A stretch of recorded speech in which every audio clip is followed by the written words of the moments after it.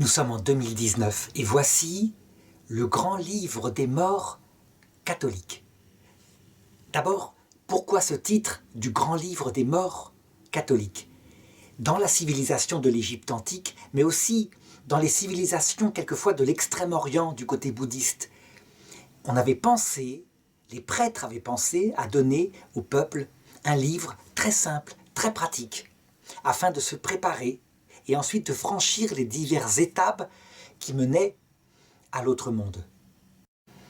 Dans l'Égypte antique, ce sont principalement des formules qu'on doit apprendre, mais aussi le récit d'événements qu'on va franchir, comme par exemple le passage de la mort, la rencontre avec divers esprits assez dangereux, l'aide qu'apporte le dieu Anubis dans ce passage, la rencontre avec Osiris, le jugement des âmes, etc. Eh bien, ça doit être fait aussi de manière catholique. En ce deuxième millénaire du catholicisme, on peut dire que la réflexion des saints s'est suffisamment développée pour qu'on puisse se faire une assez bonne idée des événements qui suivent l'heure de la mort. Pourquoi l'appeler livre des morts catholique et non pas livre des morts chrétiens?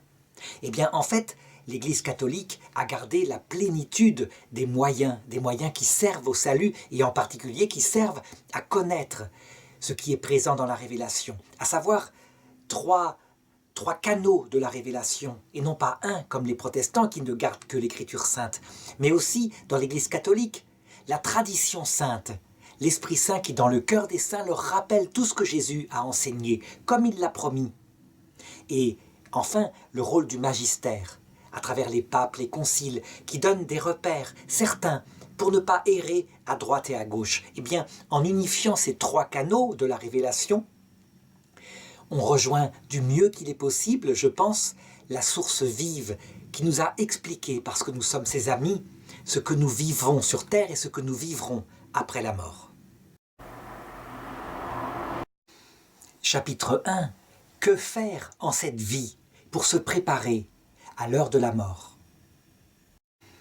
Est-ce que nous devons vivre en nous préparant à travers tout le temps de notre vie à l'heure de la mort? La réponse est oui, et ça, on le sait de la façon suivante, très simple. La vie terrestre dure, pour les plus vigoureux, quelque chose comme 80-90 ans. Et ce sont des biens passagers qui nous sont donnés. Elle prépare une vie, la vraie vie, qui se situe dans l'autre monde, une vie qui ne passera jamais. Et les biens de la terre sont donc comme du sucre qui fond sous l'humidité de la pluie. Toutes nos œuvres terrestres les plus belles, y compris les cathédrales romanes, sont comme fabriquées en sucre et elles se rongent de l'intérieur. Ce qui subsiste pour l'éternité, c'est plusieurs choses. D'abord, les personnes, à savoir notre prochain, toutes les personnes que nous avons connues. Et puis, la rencontre avec Dieu qui, lui, ne passe pas, qui ne lasse pas. Et puis, d'autre part, toutes les vertus intérieures qui plaisent à ce Dieu et que nous aurons acquises en cette vie, qui nous permettront d'entrer dans la vie éternelle. Quand on comprend ça, on peut dire que finalement tous les biens terrestres deviennent un peu comme le bonbon que nous avions pris à un camarade lorsque nous étions tout petits et qui nous avait fâchés avec lui. Un bien tellement relatif par rapport à ce qui est essentiel maintenant que nous sommes adultes. Eh bien, tous les biens terrestres sont dans le même rapport par rapport aux biens éternels. Comment peux-tu te préparer dès cette terre à une bonne mort? Eh bien, je dirais qu'il y a 3 moyens à mettre en œuvre. Le premier, fondamental, concerne ton intelligence. Te former pour connaître tout ça dès ton adolescence. Bien le connaître, ça ne veut pas dire y passer tout ton temps sans exception, mais le connaître profondément, ça sera la lumière de ta vie qui dirigera le reste de tes pas. Deuxièmement, acquérir l'humilité. L'humilité, c'est comme la bonne terre dans laquelle va pousser l'arbre qui te préparera à la vie éternelle. Et ça veut dire ne pas être avec des illusions sur soi, sur sa grandeur. Savoir se connaître en vérité, avec ses faiblesses, ses péchés que Dieu d'ailleurs t'a laissés Il t'a laissé ce qu'on appelle le foyer de péché qui te fait provoquer des actes que tu ne voudrais pas, justement pour que tu puisses cultiver toute ta vie cette humilité. L'homme humble attire les grâces de Dieu. L'homme qui n'est pas humble, je dirais, Dieu s'en éloigne. Il veut certes le sauver, mais il va le former par des épreuves très... Parce que l'orgueil est ce qui peut séparer du Dieu humble que nous verrons pour l'éternité. Troisièmement, la charité. La charité, ça consiste à aimer Dieu comme son ami, cœur à cœur, avec une vie de prière, en le fréquentant. Et un commandement qui est semblable, parce que Dieu chérit tous ceux qui nous entourent, ses enfants qu'il a créés, aimer son prochain, à commencer par celui qui est le plus proche de soi, dans sa maison, avant d'aller chercher des prochains qui sont à l'autre bout du monde. Les aimer en actes, ça veut dire pas seulement sentimentalement, mais par des actes, à savoir faire des choses pour eux, afin de les faire grandir vers ces biens éternels. Et aussi s'occuper de tout ce dont ils ont besoin pour leur vie terrestre. Que faire si tu aimes trop cette vie et que tu as peur de partir dans l'autre monde? D'abord, sers-toi de cette peur que tu vois grandir en toi pour reconnaître que tu t'es attaché peu à peu au bien de la terre et donc que ton cœur n'est pas parfaitement donné à ce qui est important. Ça développe en toi de l'humilité. Évidemment, cet attachement au bien de la terre, l'argent, la gloire, les plaisirs, cet attachement rend esclave. Et donc, à chaque fois que tu te rends compte que tu es trop attaché au bien de la terre, eh bien, fais un travail d'ascèse pour essayer de les relativiser, mais principalement un travail de réflexion. Réflexion sur leur caractère passager, mais aussi une réflexion sur l'admirable beauté de ce qu'est la vraie vie. Finalement, en réfléchissant que tu es comme un bébé actuellement dans le ventre de ta mère, donc dans le noir, et qu'on t'affirme qu'il y a, après une naissance et un passage, une vraie vie où des sens inconnus s'ouvriront à toi, la vision, l'audition, eh bien, fais confiance à cela, médite sur cela, et donc, à chaque fois que tu penses à la vie après la mort, au lieu d'en avoir peur, que ça devienne une joie parce que plus tu t'approches d'elle par l'âge, plus tu rajeunis. Est-ce que le fait de méditer sur le risque de l'enfer éternel peut t'aider à te détacher des biens de la terre? Eh bien, je dirais que cette peur-là, qui est une peur servile, peut être utile au départ, lorsque tu es encore un être trop charnel, trop attaché au plaisir et trop effrayé par les douleurs. Mais en réalité, peu à peu, il faut que cette peur diminue pour être remplacée par la crainte d'offenser un Seigneur d'amour qui t'attend de l'autre côté avec impatience pour te recevoir. Et alors, peu à peu, par la méditation, quand tu sauras que l'enfer est en fait l'amour de soi, poussé jusqu'au mépris de Dieu, et que les souffrances qui l'accompagnent ne sont que des conséquences immanentes de cela, que le paradis, c'est l'amour de Dieu et du prochain, poussé jusqu'à l'oubli total de toi, et que les joies qui l'accompagnent sont des fruits spirituels venant de cette façon de vivre, eh bien, tu n'auras plus peur de l'enfer, puisqu'il est choisi par les méchants, mais tu auras peur d'offenser un tel Dieu d'amour qui t'appelle à une vie si belle dans le paradis. Que faire si tu as caché dans ta vie un énorme péché, quelque chose que tu as commis dans le temps et qui fait que tu as peur d'affronter le jugement dernier? Sache d'abord que beaucoup d'hommes, parce que la vie est longue, ont sur leur conscience un acte qu'ils ont pu commettre, une vraie trahison, quelque chose d'énorme, et qu'ils ont pu faire parfois dans l'enfance. Parce que les péchés de trahison dans l'enfance, comme le harcèlement d'un petit camarade, ont des conséquences sur lui qui sont finalement aussi profondes que quand on fait du mal étant adulte. Ces péchés sont parfois lointains, tu les portes depuis très longtemps. Que faire par rapport à cela? Eh bien, premièrement, méditer sur ce que c'est que le Seigneur. Il l'a dit.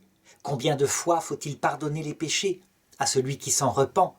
Non pas 7 fois, mais 77 fois 7 fois. Ça veut dire sans arrêt. Et s'il dit à ses enfants, nous, de le faire, c'est qu'il le fait lui-même. Donc, méditez sur le fait qu'il est bon et qu'il ne rejettera jamais quelqu'un qui se repent. Deuxièmement, en conséquence, tu peux, dès maintenant, t'en confesser au Seigneur, lui raconter ce que tu as fait, ne rien lui cacher, d'autant plus qu'il sait tout ce qu'il y a dans ton âme. Raconte-lui tout parce que, comme à un ami, on ne peut rien cacher de ce qui est important. Parce que ce péché est très grave. Troisièmement, sers-toi de son prêtre, celui qui l'a instauré sur terre pour le représenter le temps où il se cache. Et va te confesser auprès de lui, il est tenu par un secret absolu. Il n'en parlera pas. Il te donnera, parce qu'il verra que ton regret est sincère, le pardon du Seigneur. Quelque chose de réel, de palpable, qui devra t'enlever toute peur par rapport au jugement. Mais attention, ce n'est pas tout, il reste un dernier point à faire. Jusqu'ici, tu n'as fait que des actes intérieurs, assez faciles finalement, assez secrets. Il te reste à réparer si c'est possible. Réparer en acte. Pourquoi? Parce que l'amour, ce n'est pas que des paroles. L'amour, c'est en acte. Si tu ne peux pas parce que c'est trop lointain, eh bien, répare par la pénitence que t'aura donné le prêtre. Mais si tu peux, par exemple, si tu peux écrire au petit enfant que tu as harcelé quand tu étais petit et lui dire à quel point tu étais bête, tu verras à quel point il te pardonne, il est devenu grand, il est passé à autre chose. Mais tu auras fait l'acte. Si tu as volé, rends discrètement. Tu ne peux pas rendre ostensiblement, tu te ferais prendre. Mais rends discrètement, d'une manière ou d'une autre, ne serait-ce qu'en donnant aux pauvres la somme exacte que tu as volée. Ça ne réparera pas auprès de celui que tu as volé, mais c'est un acte de réparation et le Seigneur le verra. Si tu as trahi une personne en lui disant que tu l'aimais pour avoir du plaisir physique avec elle, eh bien, écris-lui pour lui dire à quel point tu regrettes et à quel point tu étais immature à l'époque. Répare dans la mesure où c'est possible, et si ce n'est plus possible, alors il te reste à prier pour la personne afin que la réparation soit faite quand tu la rencontreras vivante dans l'autre monde, à l'heure du jugement.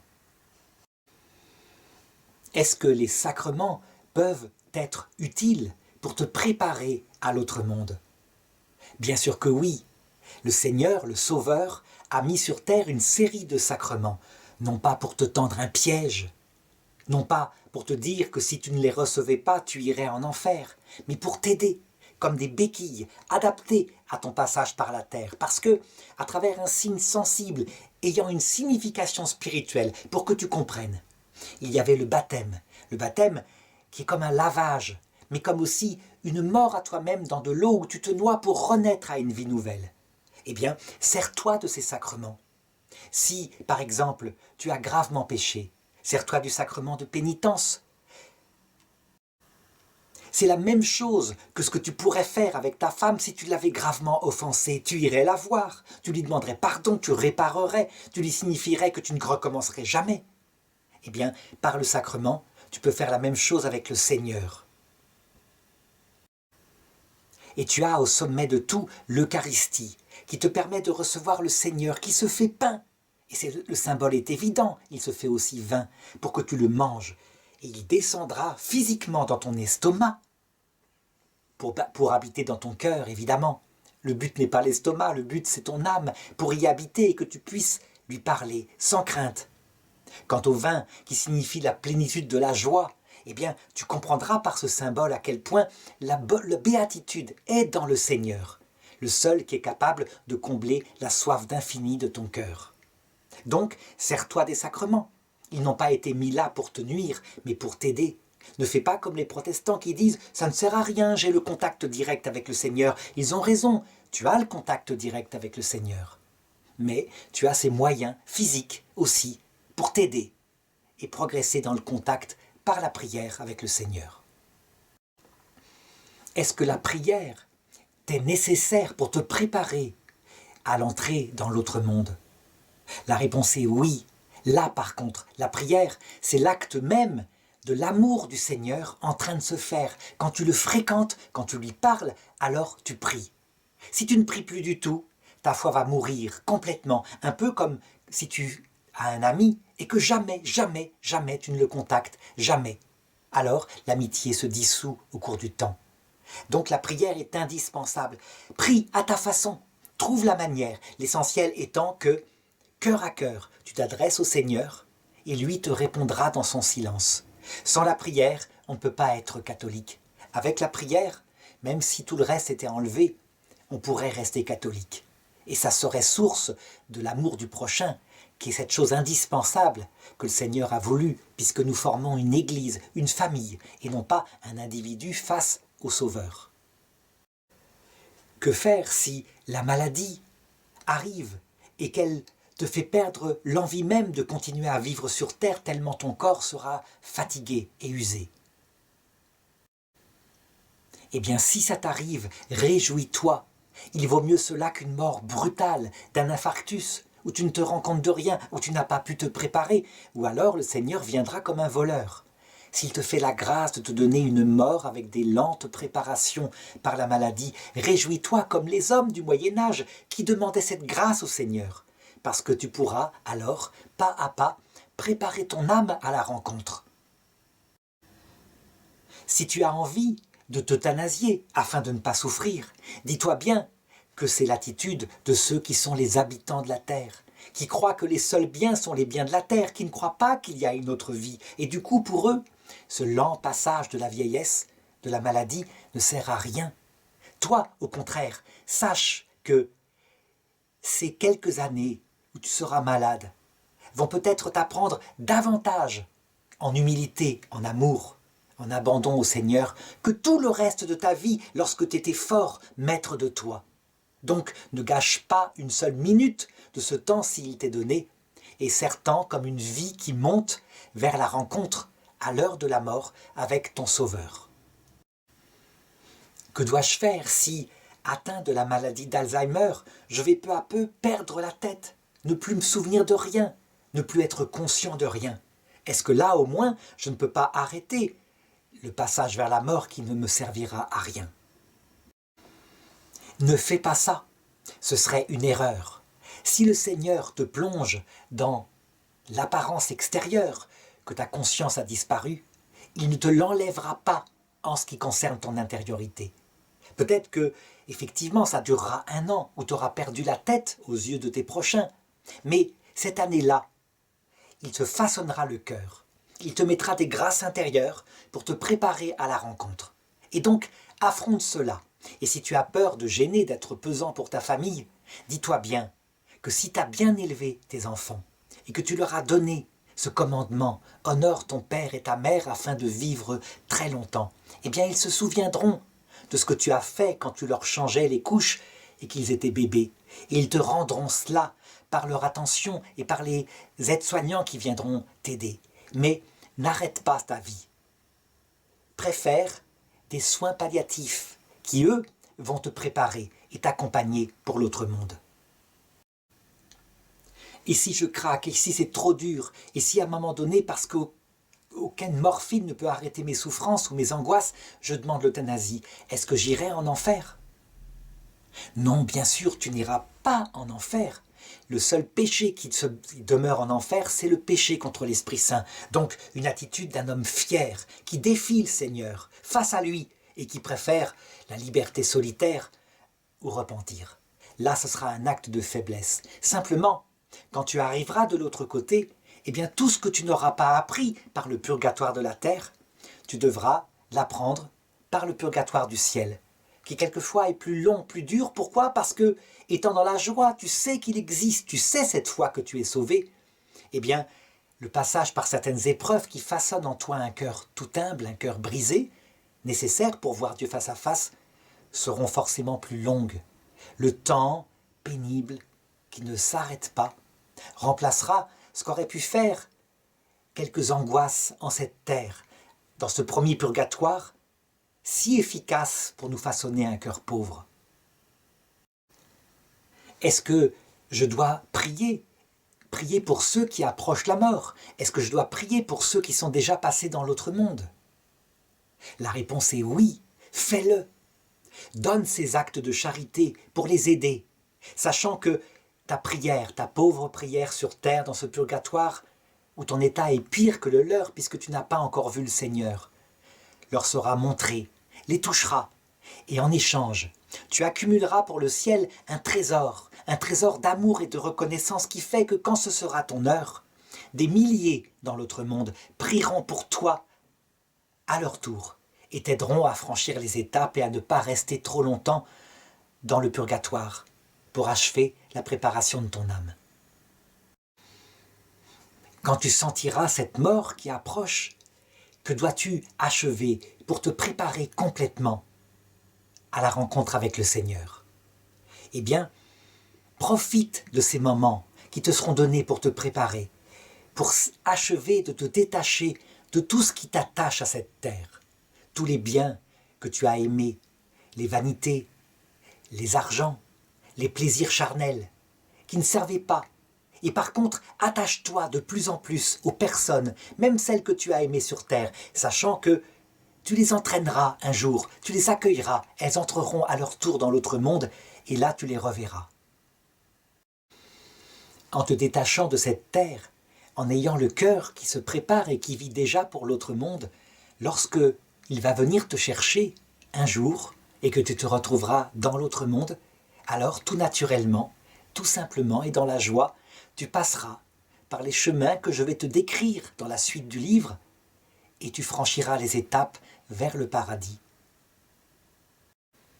Par contre, si tu ne t'es pas préparé et si tu es resté très attaché à la terre, attention au risque que, surpris, tu ne veuilles, je dirais comme une personne qui se noie, que tu ne veuilles rester sur terre, que tu t'accroches à la terre et que le Seigneur, à ce moment-là, se détache de toi pour un temps, afin que tu apprennes et que tu restes à errer entre ce monde et l'autre, temps absolument inutile, que tu éviteras facilement en suivant les conseils que je te donne maintenant.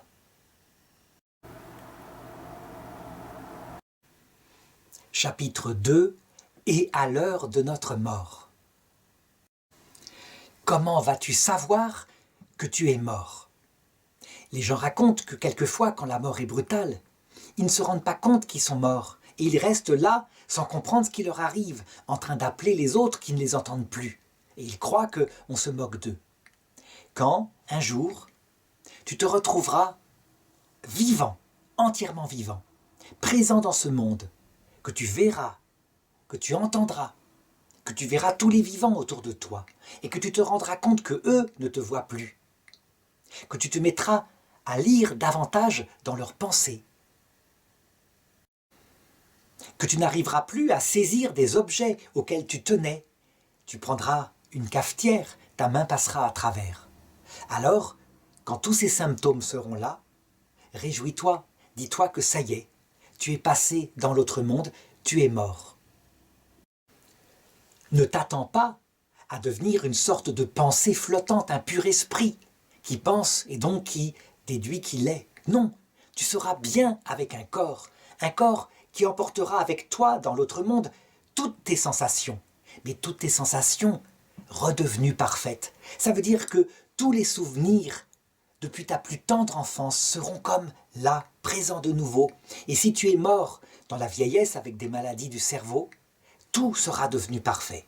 Tu constateras que si tu étais malade et paralysé, tu marches, tu peux danser, ce corps t'obéit parfaitement. Souviens-toi alors de la parole du Sauveur qui avait dit à Jean-Baptiste, qui lui demandait « Es-tu celui qui doit venir ?»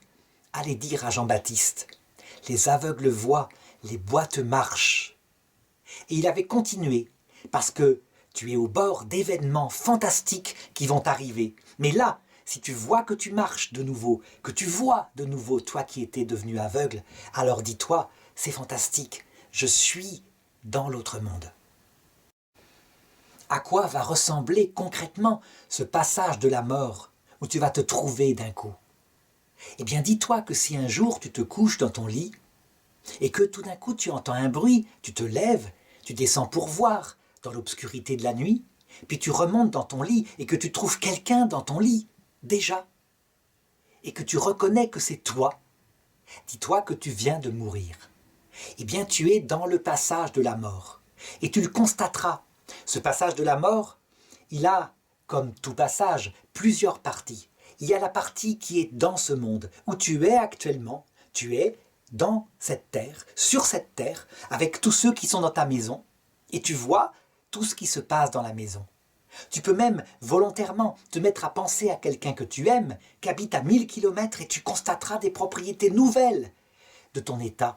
Tu passes à travers les murs et tu te retrouves instantanément auprès de la personne qui dort dans son lit et tu la vois en train de dormir.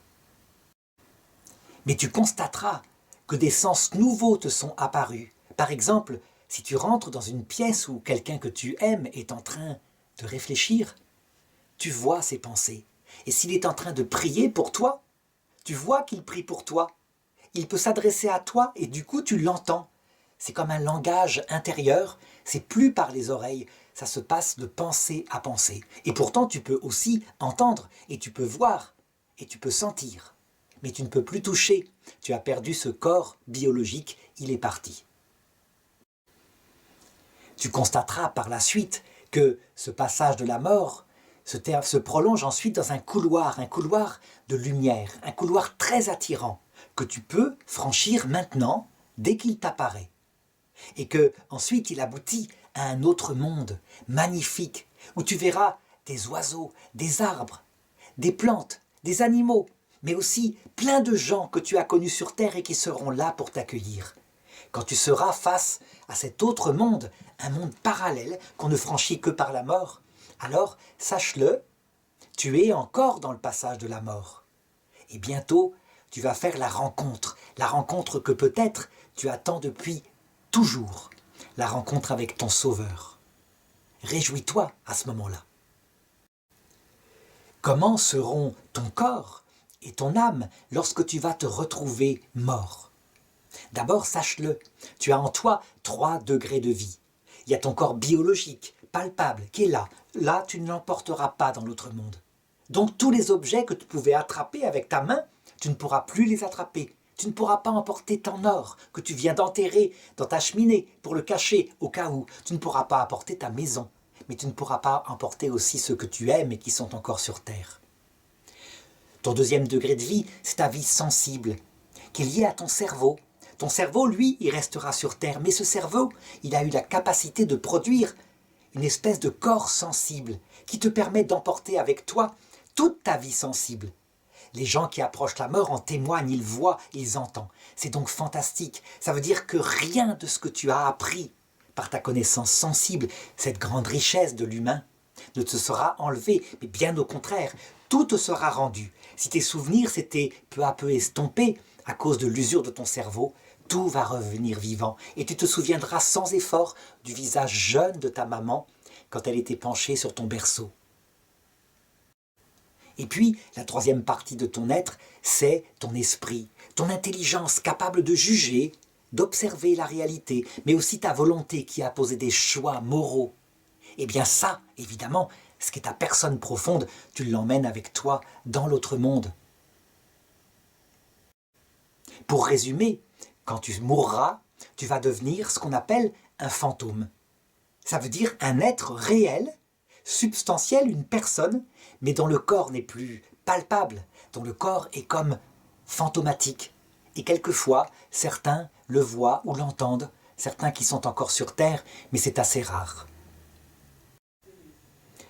Tu auras du mal à te faire entendre des habitants de la terre parce que tu es passé dans l'autre état du monde, le monde parallèle, celui qui a été préparé pour toi, pour l'éternité. Que faire si tu es mort brutalement, sans te confesser, et que tu as un grave péché sur la conscience? Par exemple, quelque chose de mal que tu as fait à ton enfant, et tu es parti sans jamais te réconcilier avec lui, et parfois, peut-être, pendant des années. Que faire?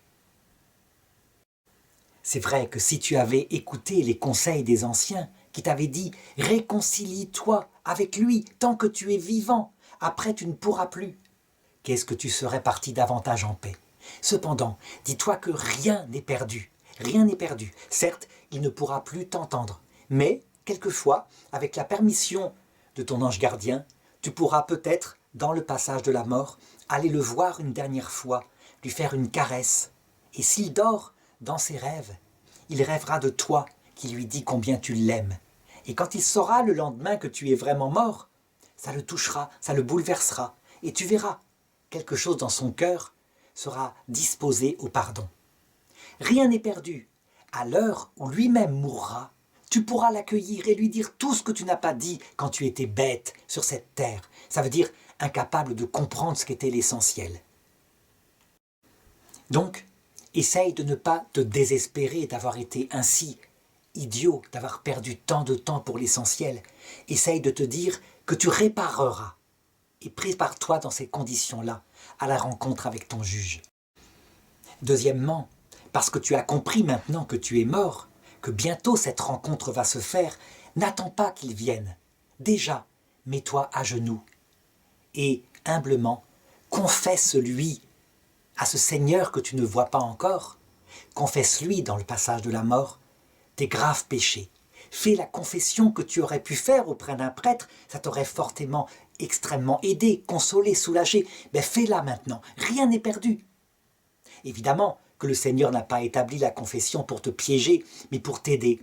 Et parce que tu n'as pas pu la voir, alors fais-la pleinement maintenant, avec les 4 conditions. Tu dis tout, alors que tu ne le vois pas encore, mais sache que lui, il t'entend. Tu manifestes à quel point tu regrettes.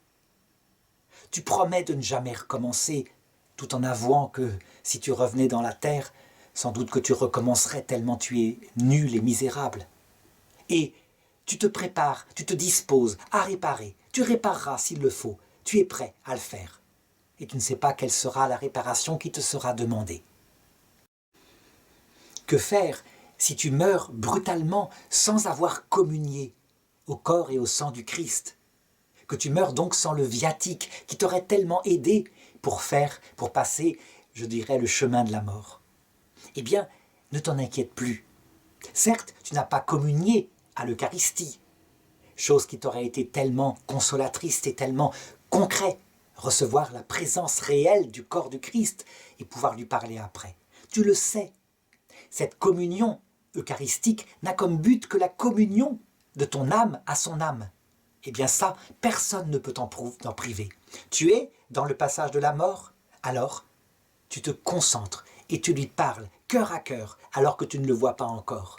Alors aussitôt, l'Esprit Saint viendra dans ton cœur et te donnera la communion pour que tu puisses franchir ce passage sans encombre. Tu communieras spirituellement, donc tu n'as rien à craindre si tu as entretenu toute ta vie une vie de prière régulière, que tu sais comment faire pour lui parler. Il n'est pas un étranger pour toi, il sera donc toujours là dans le passage de la mort. Que faire si tu es mort brutalement sans recevoir l'extrême onction, qu'on appelle maintenant le sacrement des malades, parce que quelquefois on peut guérir effectivement et rester sur terre. C'est nécessaire quand on a charge d'âme et on le demande au Seigneur. Mais on l'appelle aussi l'extrême onction, quand c'est le sacrement qui nous aide à passer dans l'autre monde. Ce sacrement-là, il a un rôle très précis. Le prêtre trace des croix, diverses croix sur divers organes qu'on peut faire qu'on est attaché à la terre, afin de nous détacher de la terre, de ces mains qui ont agrippé les biens matériels, de ces lèvres qui parfois ont dit le mal, etc. Si tu n'as pas reçu le sacrement qui aurait dû t'aider à te détacher de tes dernières attaches terrestres, dans ce cas, quand tu te retrouves dans le passage de la mort, eh bien, fais-le par la volonté de ton âme. Rends-toi compte à quel point tu ne laisses rien sur terre, si ce n'est ton prochain, mais que tu le reverras, que les maisons que tu as accumulées, les greniers que tu as remplis, c'est du vent par rapport à la merveille qui t'attend de l'autre côté. Détache-toi complètement si tu n'as pas pu te préparer. Et si le Seigneur a permis que tu meures à travers une longue maladie ou la vieillesse, que tu sois déjà serein et donc détaché de cette terre, dans ce cas, tu as reçu la grâce qui correspondait au sacrement de l'extrême onction. Pars avec, tu n'auras aucune difficulté à franchir le passage de la mort. Tu vas te retrouver bientôt dans l'autre monde, sans risque de rester entre ce monde et l'autre. Que faire si tu as peur dans le passage de la mort, parce que tu te retrouves tout seul, parce que tu es dans un état tellement différent? Eh bien, dans ce cas-là, appelle l'ange qui est chargé du passage de la mort, l'ange de la mort, l'ange qui apparaît souvent dans la Bible, que les Hébreux ont appelé l'archange Uriel. que les anciens Égyptiens appelaient Anubis, celui qui est là pour t'aider, pour te rassurer. Appelle-le. D'ailleurs, sans doute très vite, tu sentiras sa présence très douce auprès de toi, qui est là pour te rassurer. Eh bien, appelle-le et il te rassurera en t'inondant de sa paix, de la paix qui te permettra de faire ce passage tout à fait paisiblement, avec intelligence. Je dirais, sans te précipiter, sans rester attaché, mais comme il le faut, comme doit être une bonne mort. Cet archange Uriel fait ça depuis des milliers d'années, et il sait parfaitement venir à l'aide du pauvre pécheur, celui dont le cœur est humble lorsqu'il l'appelle. Au contraire, pour ceux qui sont des habitants de la terre, qui ne se sont pas préparés à la vie après la mort, il arrive que ces gens-là n'appellent pas à l'aide cet ange. Et l'ange ne vient pas, non pas parce qu'il les déteste, loin de là, mais parce que les angoisses, les terreurs qu'ils vont vivre dans ce passage, eh bien, vont les sauver, vont façonner en eux un cœur qui a besoin d'un sauveur, alors que jusqu'ici ils croyaient être plus forts que l'univers tout entier. Donc quelquefois, le rôle de l'ange consiste à se cacher pour celui qui ne s'est pas préparé à une bonne mort, mais pas pour le perdre, évidemment. Toujours, toujours, parce que c'est un ange de Dieu pour le sauver, pour l'emmener vers la vie éternelle. Qui est cet ange dont tu vas vite sentir la présence dans le passage de la mort? C'est un des archanges, créé par Dieu au début de ses œuvres, au début de l'humanité. Et c'est un de ceux qui a aimé le Seigneur, plus que sa propre vie, plus que sa propre intelligence, qui a accepté de se soumettre à ses projets. Il est devenu, par cela même, un des archanges qui aident les hommes dans leur chemin vers l'autre monde. C'est lui qui peut, à l'heure que veut le Seigneur, provoquer leur mort et les accompagner dans ce passage, les rassurer s'il le faut, ou au contraire, s'éloigner d'eux s'ils doivent être, je dirais, purifiés encore par quelques terreurs. C'est pas un ange terrible, c'est un ange qui fait peur dans les superstitions et surtout pour ceux qui sont trop attachés à la terre. Mais pour ceux qui ne vivent que pour le ciel, c'est la meilleure nouvelle qui puisse arriver, parce que c'est l'ange qui va accompagner le passage vers la vraie vie. On pourrait le comparer, si on comparait l'heure de la mort à une naissance d'un bébé, à la sage-femme, celle qui prépare le passage, celle qui accueille le bébé, celle qui va ensuite le laver. Eh bien, l'ange de la mort, Uriel, fait cela aussi pour les âmes. As-tu le droit de rester quelque temps lorsque tu es mort, dans le passage de la mort, pour dire au revoir à ce que tu aimes sur la terre? Eh bien, voilà ce que je te conseille. Demande à l'archange Uriel la permission de rester. Fais-le non pas par attache, mais par amour, pour ceux que tu as aimés et que tu quittes pour un certain temps. Et il te le permettra. La mort peut durer 3 jours, quelquefois un peu plus. Ne demande pas, évidemment, davantage, de peur que le motif de ta demande ne soit une attache excessive à cette terre. Alors, tu pourras passer de personne en personne que tu as aimé sur terre, mais aussi auprès de tes ennemis. Et, je dirais, dans leurs rêves ou durant leur éveil, leur parler, leur signifier ta présence. Il arrive même que tu arriveras d'une manière ou d'une autre, peut-être avec l'aide de cet ange, à leur donner un signe de ta présence. Et ce signe ne doit pas les effrayer, mais bien au contraire, simplement être pour eux l'indication que tu ne les oublies pas, que tu les aimes et que tu les attends bientôt dans l'autre monde, où on sera tous réunis pour l'éternité. La plupart du temps, les signes qu'on peut donner à ceux qu'on aime se donnent plus facilement lorsqu'ils dorment la nuit, parce qu'à ce moment-là, il y a une possibilité, avec ce nouveau corps, d'entrer dans leurs rêves et de leur dire quelque chose de gentil. Par contre, si tu es trop attaché à eux en cette terre et que tu ne veux pas partir de l'autre côté, alors tu vas peut-être te condamner à rester entre ce monde et l'autre. Tu ne pourras pas vraiment les aider. Tu seras un peu comme une présence qui peut être pour eux une curiosité, parfois qui leur fait peur, mais qui ne les aidera pas vraiment. Mieux vaut aller dans l'autre monde et depuis le paradis envoyé par la Sainte Vierge, par les anges, par les saints, par le Christ, qui est vrai Dieu, revenir sur terre pour les aider. Que faire si tu ne veux pas mourir, mais que tu veux rester auprès de ton trésor qui est sur terre? Par exemple, parce que tu viens enfin de mettre le lingot d'or que tu avais mis tant de temps à économiser pour l'acheter, de le mettre dans une cachette de sécurité et que tu viens de partir et que tu ne peux pas l'attraper.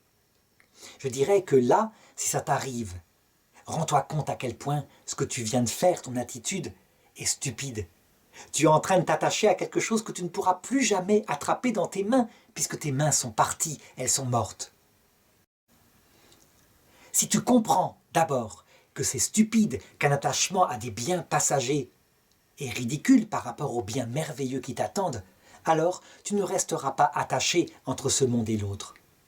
Si tu n'y arrives pas, il te reste aussi la possibilité de supplier que le Seigneur et les personnes que tu aimes le plus qui sont dans l'autre monde, comme les saints, les anges, telles personnes que tu as aimées, viennent t'aider, viennent t'expliquer pour te débarrasser de cette attache. Mais si tu n'y arrives pas, que tu es vraiment trop attaché, alors attends-toi à rester un certain temps entre ce monde et l'autre. Non pas que le ciel veuille t'abandonner, même si tu en auras l'impression, mais parce que il ne veut pas te violenter. Et il sait très bien qu'avec le temps, ce travail de détachement se fera. Évidemment, c'est une perte de temps, c'est un temps tellement inutile, passé à rien faire, à errer entre ce monde et l'autre, que prépare-toi plutôt, et dès ce vivant où tu m'entends dans cette vidéo, apprends à mettre à leur juste place les biens matériels auxquels tu es attaché, des moyens qui te sont prêtés un certain temps et qui te seront enlevés bientôt. Que peux-tu faire si tu te retrouves dans le passage de la mort et que te revient à la mémoire un énorme péché et que tu as peur de la rencontre avec le juge terrible que tu sais exister, avec le juge terrible que tu sais exister dans l'autre monde? Malheureusement, si tu arrives dans l'autre monde avec cette opinion de Jésus, le Sauveur, Dieu fait homme, tu ne pourras pas, à cette période-là, facilement t'en détacher et te rassurer. Tu auras certainement besoin d'aide, et d'une longue aide, pour reformer ton esprit, pour éviter d'arriver dans cette circonstance. Dès cette terre, si tu as des graves péchés, eh bien, rappelle-toi à quel point Jésus est amour. Et prépare-toi à être accueilli par quelqu'un qui sera certes vrai avec toi. Il ne te cachera pas ton péché, mais il ne t'écrasera pas sous son pied, loin de là. Si tu es repentant, bien au contraire, tu seras pardonné. D'où l'intérêt, dès cette terre, de connaître vraiment Jésus et de ne pas s'imaginer qu'il est un juge implacable, comme le font certains. Il est un juge juste. Ça veut dire qu'un péché, c'est un péché. Mais il est un juge miséricordieux, parce qu'un péché dont on se repent, il le pardonne. Que peux-tu faire si tu es attaqué par des démons dans le passage de la mort? Car cela peut arriver. Cela peut arriver dans l'agonie et cela peut arriver dans le passage de la mort. Les démons, à cette période-là, vont attaquer par des angoisses, par des terreurs, par des sueurs froides. Et véritablement, ils te feront peur. Pour éviter cette grande terreur dès cette terre, prépare-toi en les connaissant, en sachant qui ils sont théologiquement. Sache que ce sont des anges révoltés contre Dieu et qu'ils n'ont pas de pouvoir. Ils n'ont pas le pouvoir d'entraîner ton âme en enfer. Ils ont le pouvoir de faire du cinéma, de te tenter, mais pas plus que cela. Aussi, si tu objectivises sur ce qu'ils sont, et que d'autre part tu sais que pour les chasser, il suffit que tu invoques quelqu'un du ciel. Aussitôt, le ciel viendra à ton aide. Alors, si tu es attaqué par eux, eh bien, fais-le. Confie-toi immédiatement à la Sainte Vierge en disant un « Je vous salue Marie », à Dieu, à ses anges, et tu seras ainsi immédiatement soulagé. Les personnes qui ne connaissent pas ce livre de la mort catholique ne savent pas qu'il faut faire cela. Dieu ne les abandonne pas. Il est évident qu'ils peuvent être effrayés, terrorisés par des démons. Et Dieu laisse faire dans ce cas-là, parce que les démons qui, eux, veulent manifester leur haine vis-à-vis d'eux et éventuellement les entraîner dans le péché, voire le désespoir, en réalité ont un effet inattendu. C'est qu'ils manifestent à l'âme de la terre, en train de passer dans ce passage qui la terrorise, il lui manifeste qu'elle a besoin d'un sauveur. Elle s'en rend compte par la peur qu'elle éprouve. Mais cette peur servile n'est pas aimée de Dieu. Ce n'est pas le moyen qu'il veut pour ceux qui sont ses amis. C'est un moyen utile pour ceux qui sont encore loin de lui, qu'il va bientôt accueillir dans l'autre monde. Que dois-tu faire quand tu vas voir t'apparaître la porte qui ouvre vers l'autre monde? Les gens qui ont approché la mort la décrivent comme une sorte d'entrée d'un tunnel. Un tunnel au bout duquel brille une lumière qui n'est pas que physique, mais que comme spirituelle, et qui les attire profondément, comme si elle correspondait à la joie dont leur âme a besoin. Lorsque tu verras cette porte s'ouvrir, vas-y simplement, laisse-toi guider par l'ange de la mort. Entre dans ce passage.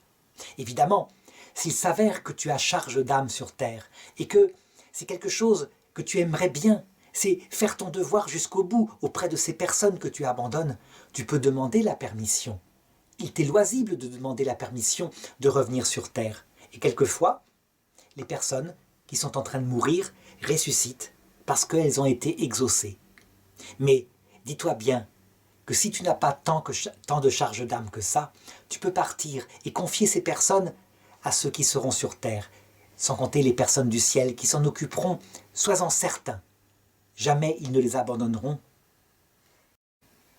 Cette certitude doit te permettre de rentrer dans ce tunnel en paix et d'y aller simplement vers la lumière, un peu comme un papillon est attiré par la lumière. Et alors, tu franchis la deuxième étape du passage de la mort pour te retrouver dans la troisième étape, l'autre monde qui va s'ouvrir à toi. Que dois-tu faire lorsque tu te retrouveras de l'autre côté du tunnel qui est le passage de la mort? Eh bien, sache que dans cette antichambre de l'autre monde, tu es encore dans le passage de la mort. Mais tu vois déjà des merveilles, tu touches déjà des merveilles qui sont comme l'entrée dans l'autre monde. Observe de tous tes yeux.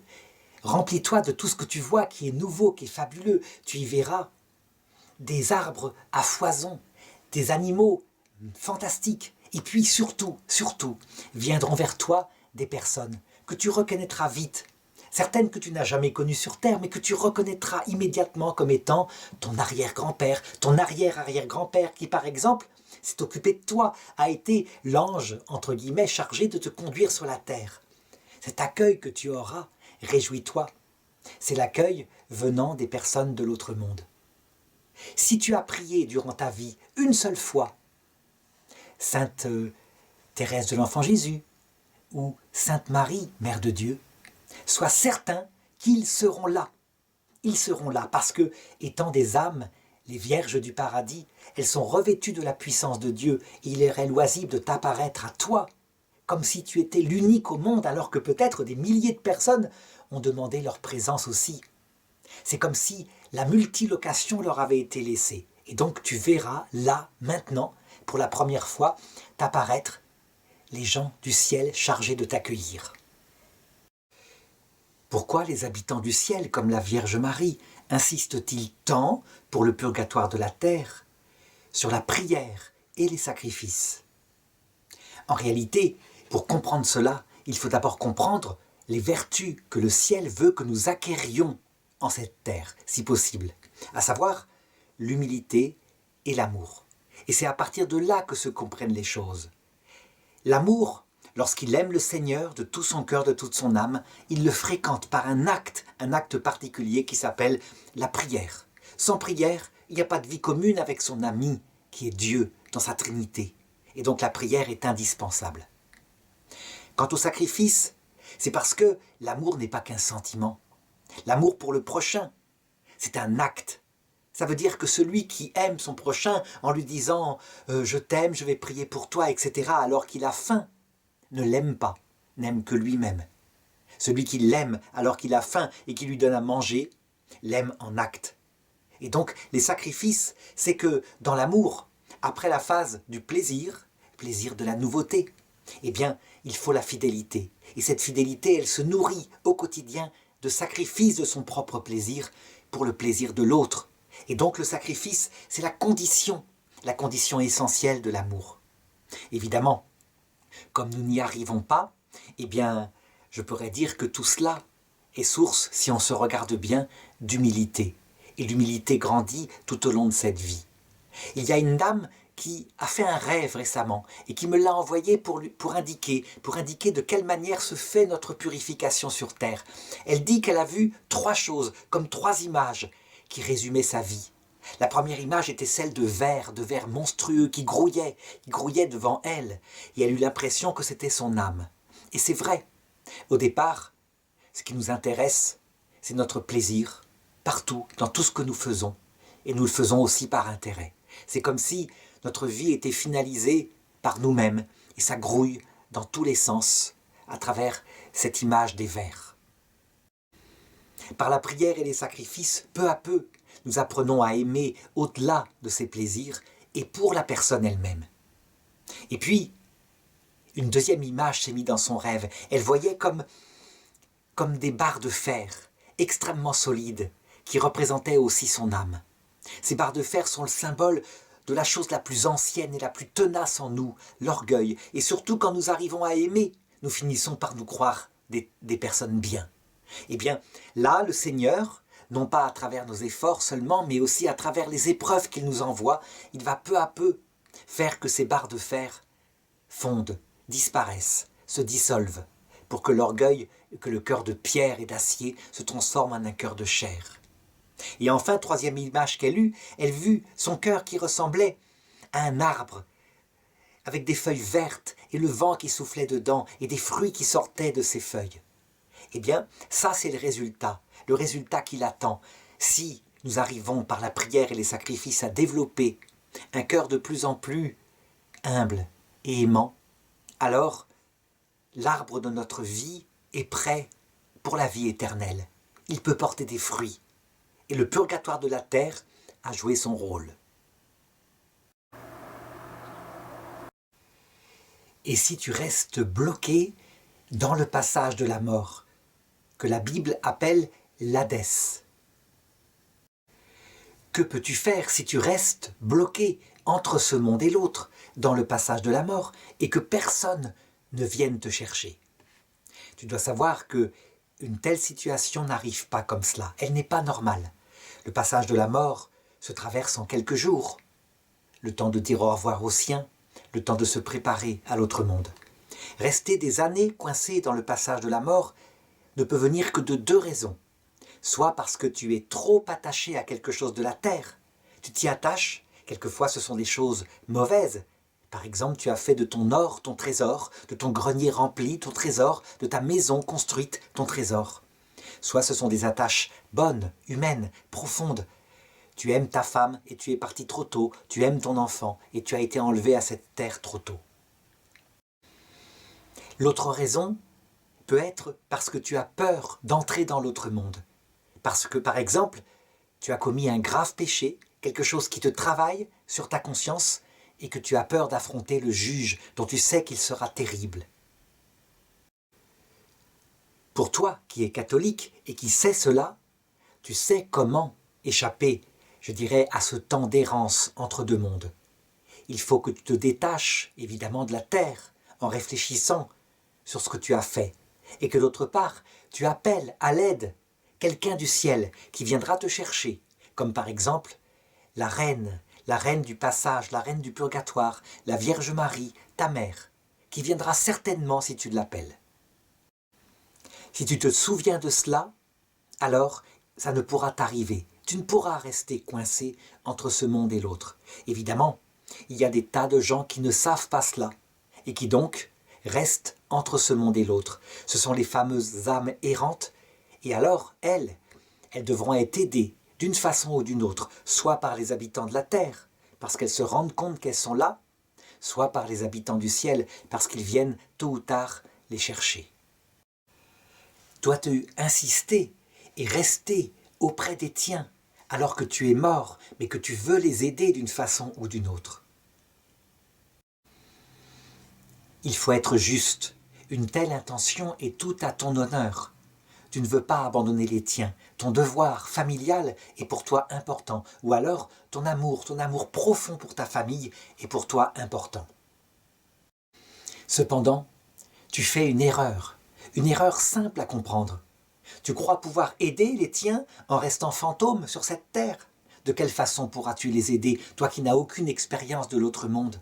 En leur apparaissant à travers des songes et en leur expliquant que tu es près de là, vivant? Oui, en un sens, tu leur donneras la certitude qu'il y a une vie après la mort. Mais ton aide sera de peu de choses. Par contre, si tu comprends que les aider, la meilleure chose à faire, c'est d'aller dans l'autre monde, d'achever ta purification, d'entrer dans la vision béatifique, et alors tu reviendras, roi et reine du cœur de Dieu, avec tous les pouvoirs que Dieu te mettra parce qu'il te fera confiance. Alors, venant du ciel, tu pourras faire comme la petite Thérèse et passer ton temps du ciel à faire du bien sur la terre beaucoup plus efficacement. Pourquoi? Parce que, ayant compris la sagesse, tu ne t'occuperas pas simplement de veiller sur le corps de ceux que tu aimes, mais tu conduiras leur âme vers la même vie éternelle, à travers une lente purification qui passe parfois par des malheurs, par des bonheurs. Mais le but, c'est pour eux l'éternité. Ce n'est pas un bien terrestre seulement. Si tu es trop attaché à ton or, à ton grenier rempli, et que tu es mort brutalement, comment pourras-tu arriver à t'en détacher? Eh bien, il faut le reconnaître. Tout le travail que tu n'auras pas fait sur terre, il te faudra le faire sans doute entre ce monde et l'autre. Ça veut dire que seul le temps de ce long purgatoire qu'on appelle le deuxième ciel, entre ce monde et l'autre, seul le temps te permettra de relativiser tout cela. En fait, à force d'être errant, tout seul, entre ce monde et l'autre, à force de vouloir te faire entendre de ceux qui sont sur la terre et qui ne t'entendent pas, à force de vivre et d'avaler jusqu'au bout la coupe de la lie de la solitude, tu finiras par mettre en ordre dans ta tête les vraies valeurs, à savoir que ton or et ton grenier, c'était des moyens, juste des moyens utiles pour aider ta famille, mais certainement pas comme tu en as fait le but de ta vie. C'est pourquoi, dans l'Écriture, ton Sauveur te prévient. Quand le peuple hébreu, trop attaché à sa terre d'Égypte, trop peureux de rencontrer les géants de l'autre monde, restèrent dans le désert et ne voulurent pas rentrer dans la terre promise, eh bien Dieu leur dit, tu resteras 40 ans dans le désert et tu y mourras. Nous savons qu'il ne leur dit pas ça pour les tuer, mais pour les sauver, parce que, abreuvés de solitude, de sabres chauds, d'absence de verdure, puis mourant dans le désert à eux-mêmes, ils finirent par avoir le cœur prêt pour rentrer dans l'autre monde, le paradis céleste en l'occurrence. Ainsi, ce purgatoire-là, le deuxième ciel, eh bien, il peut parfois servir, mais c'est dommage, à former ton cœur. Tu dois tout faire pour l'éviter, et pour cela, eh bien, te préparer à la vie après la mort, comme je te l'ai indiqué. Si tu as trop peur du juge qui doit venir dans l'autre monde, comment arriver à te libérer de cette terreur? Eh bien, toi qui es errant entre ce monde et l'autre, qui n'a pas encore osé franchir la porte qui conduit face au juge, souviens-toi de ce que tu as appris dans ton enfance. Souviens-toi de ce que tu n'écoutais pas au catéchisme, quand on te parlait de Jésus, de son amour, de sa miséricorde infinie, de sa mort sur la croix. Profite de ce temps où tu as peur, pour réfléchir à ce qu'il a fait pour toi. Et donc, pour être logique, pour te dire que s'il a donné sa vie pour toi sur la croix, ce n'est pas ensuite pour te condamner cruellement par rapport à ton péché, mais que si tu demandes pardon, si tu arrives à genoux, évidemment que tu seras accueilli. N'a-t-il pas assez démontré son amour à la croix et son humilité? N'a-t-il pas assez souffert pour comprendre parfaitement ce qu'il y a dans le cœur de l'homme?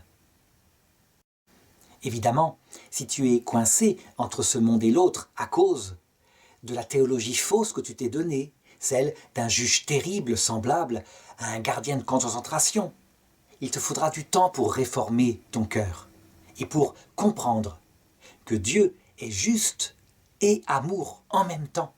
qu'il n'est pas différent dans l'autre monde que dans celui que tu as appris dans l'Évangile. C'est le même. Comment peux-tu obtenir que les habitants de l'autre monde viennent te chercher, toi qui es entre ce monde et l'autre, à attendre? Dans ton errance, parce que tu as été trop attaché à la terre, ou parce que tu as fui ton juge et sa justice, eh bien, tu es malheureux. Et donc tu veux absolument sortir de ce lieu infâme d'errance entre ce monde et l'autre. Pour cela, tu as deux solutions. Soit tu trouves quelqu'un qui veut bien prier pour toi depuis la terre, qui veut bien offrir pour toi des souffrances. Et ces âmes prêtes à te sacrifier pour aider, les âmes du purgatoire, sont rares, de plus en plus rares. Cependant, il en existe. Si tu as la chance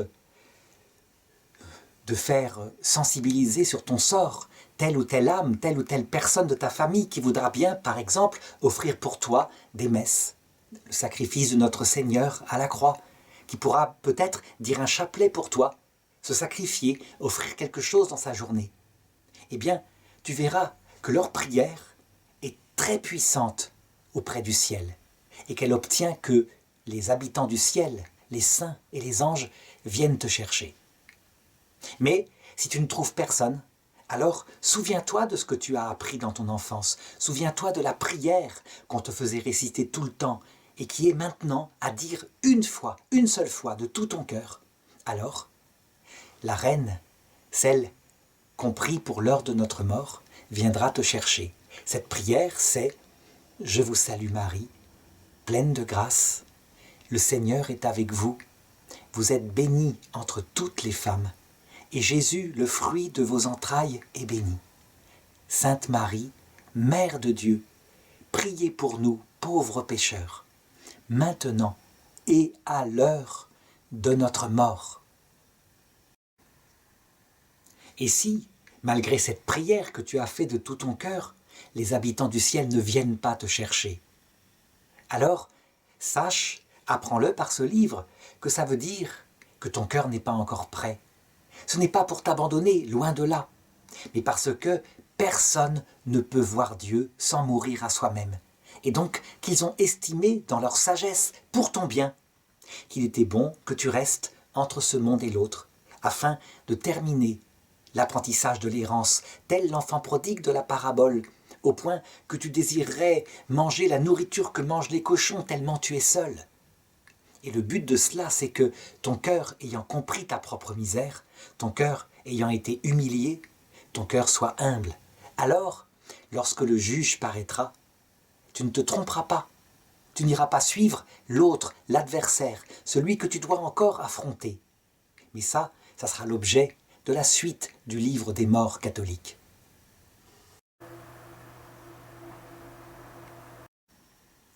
Chapitre 4, la venue du Sauveur, le Seigneur Jésus, dans le troisième ciel, dans le passage de la mort. Comment va se présenter le Sauveur à l'heure de la mort, dans le passage? D'abord, tu le verras de tes yeux. Tu le verras de tes yeux sensibles. Tu verras son corps. Et tu verras que son apparition est si bouleversante, si lumineuse, que tu ne pourras pas te tromper sur ce qu'il est. Sache d'abord que c'est quelqu'un. Ne le confonds pas avec ton moi intérieur qui chercherait l'absolu. Non, c'est quelqu'un qui correspond à ce que tu désirais depuis toujours. Une personne dont les qualités intérieures se résument à 3. La première, celle qui, je dirais, t'apparaît en premier, mais qui n'est pas forcément la plus profonde, c'est sa vérité. Il est là, et quand tu le vois, tu vois qui il est. Tu vois qu'il est ton créateur. Tu vois tout ce qu'il a fait pour toi. Comment il est venu sur terre, comment il a enseigné les hommes durant 3 ans. Comment, pour les enseigner en plénitude de qui est le Père, il est mort sur une croix volontairement. Il l'a choisi, afin qu'on ne doute plus que toutes les épreuves qu'il nous envoyait sur terre n'étaient pas pour nous écraser, mais pour former notre cœur à la vie éternelle. Et là, tu le verras de tes yeux à travers son apparition physique, qui ne te cachera plus son âme, son cœur, son sacré cœur. à la lumière de sa vérité, tu verras ta propre âme. Tu découvriras ce qu'elle est en vérité.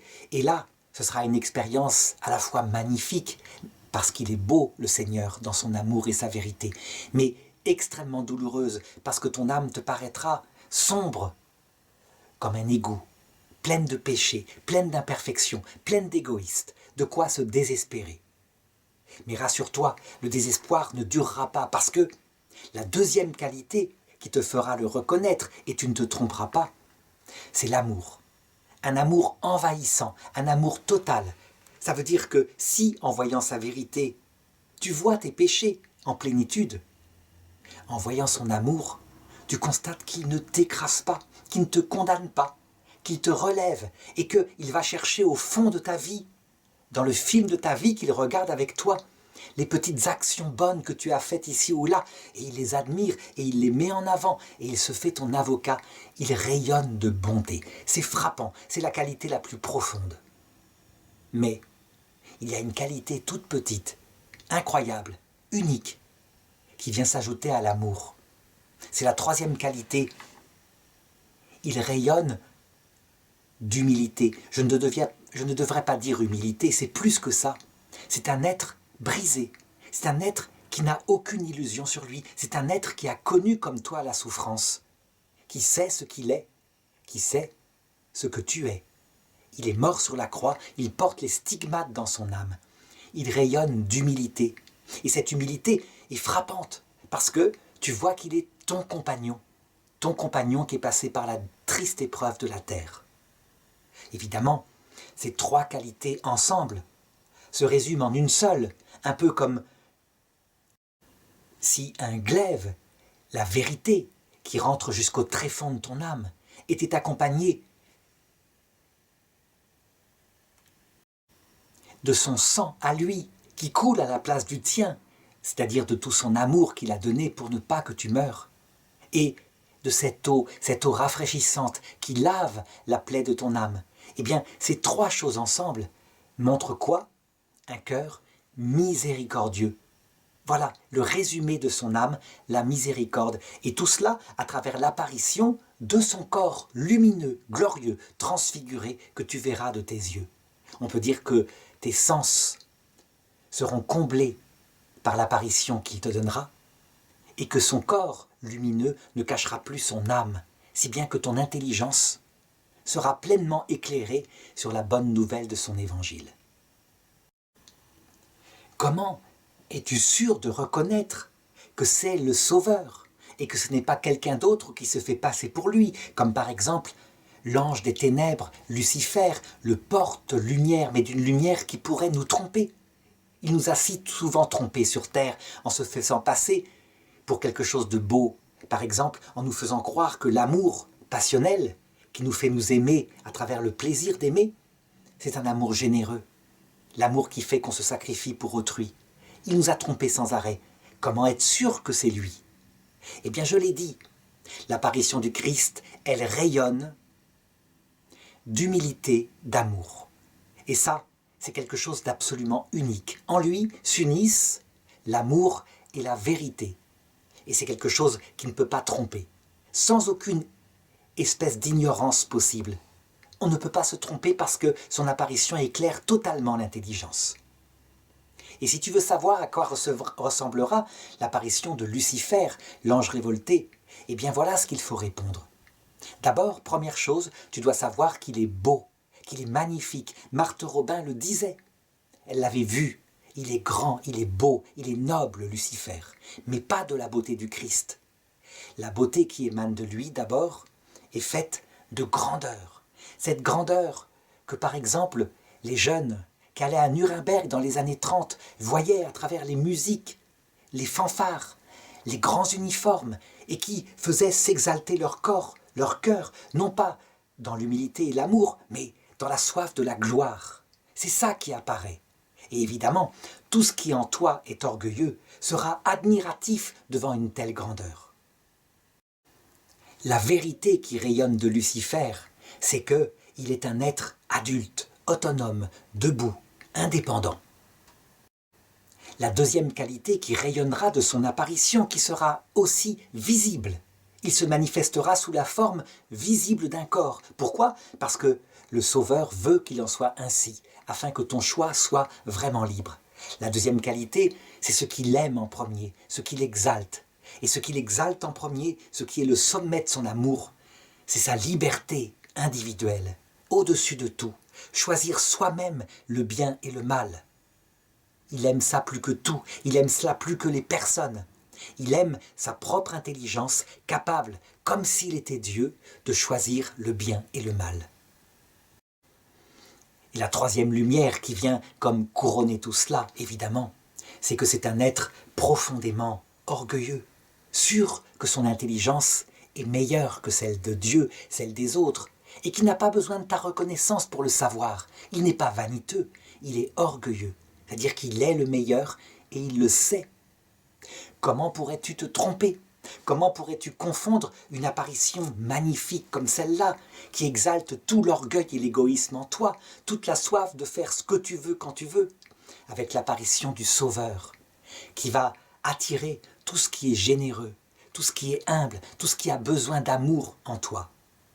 Il n'y a pas d'erreur possible, donc ne crains rien par rapport à l'apparition de Lucifer. Est-ce que ton Sauveur apparaîtra seul ou est-ce qu'il apparaîtra accompagné d'autres personnes comme les saints, comme les anges? La réponse est que dès qu'il le peut, il vient dans sa vérité totale. Et sa vérité totale, c'est que lui, le seul Sauveur, eh bien, il a délégué à ses amis, à ceux qui ont donné sa vie pour lui ou leur vie pour les autres, il leur a délégué le pouvoir d'avec lui être co-rédempteur, d'aider les hommes qui arrivent à l'heure de la mort à marcher vers le salut. Alors, il ne vient pas seul. Il adapte même les présences de ceux qui viennent aux personnes qui arrivent à l'heure de la mort. Ça veut dire quoi?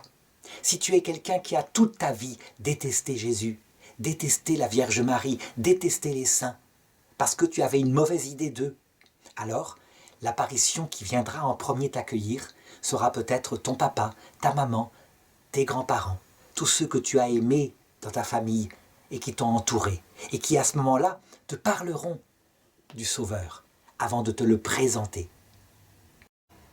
Si tu es un protestant qui estime que le seul Sauveur c'est Jésus et que les autres n'ont rien à faire à cette heure-là, alors d'abord, il t'apparaîtra lui, seul Sauveur, tel que tu le désires, mais dans la vérité, dans l'amour, si bien que il te parlera par sa révélation du rôle de ses amis et il te les présentera. Ce sera tellement simple, tellement évident que la vérité de son évangile complet avec la communion des saints ne sera plus un obstacle pour toi qui es protestant. Si tu es une personne qui, par exemple, a pratiqué une fois dans ta vie les oraisons de Sainte Brigitte, une dévotion, est-elle vraie, est-elle fausse dans l'église, peu importe, où ils te promettent que si tu dis telle prière, eh bien, telle personne, tel saint du ciel, comme par exemple la Vierge Marie, viendra t'accueillir à l'heure de la mort. Eh bien, sois-en certain, la Vierge Marie sera là, comme tu l'as demandé, peut-être une seule fois dans ta vie. Mais elle te rappellera la fois où tu l'as fait, alors que tu avais 12 ans, et tu es mort à 80 ans. Elle se souvient de chacune de tes demandes tout au long de ta vie. Elles reviennent à ce moment-là.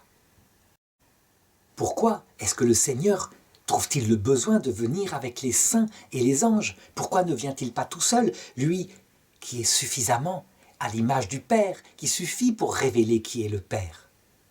Tout simplement parce que c'est comme ça qu'il est. Il le dit dans son évangile. Si vous m'aimez, vous ferez des œuvres plus grandes que les miennes parce que je vais vers le Père. Le fait qu'il vienne avec les saints et les anges révèle simplement un peu plus dans les actes qui il est.